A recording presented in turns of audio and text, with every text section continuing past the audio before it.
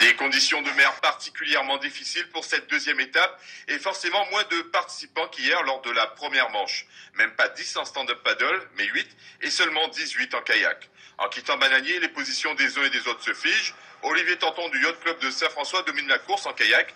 Il s'était déjà imposé la veille et comptait plus d'une minute d'avance sur son poursuivant du jour, Marc Manuel. Pendant ce temps, en stand-up paddle, à l'approche de Vieux-Fort, la mer devient plus calme et la lecture de la course est ainsi plus claire.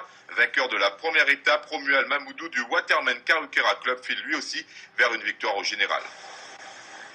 Il y a un rythme de croisière, pour être sûr de ne pas se faire rattraper par Franck. Il surveille aussi. Et là, tout bon là.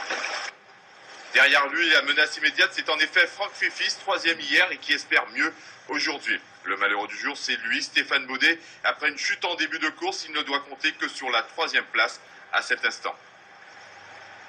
Et dans l'autre course, celle des kayaks, Olivier Tanton en finit avec, comme prévu, à la première place en 1h, 17 minutes et 44 secondes.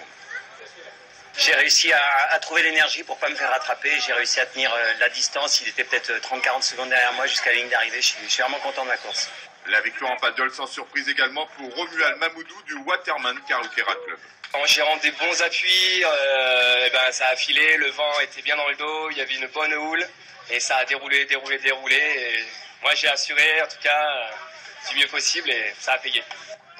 Première femme en kayak, Lisa Gras du Molengliss, son temps 1h 34 minutes et 26 secondes. La première femme en paddle, Stéphanie Jonot du Waterman Karukera Club en 2h 23 minutes et 36 secondes.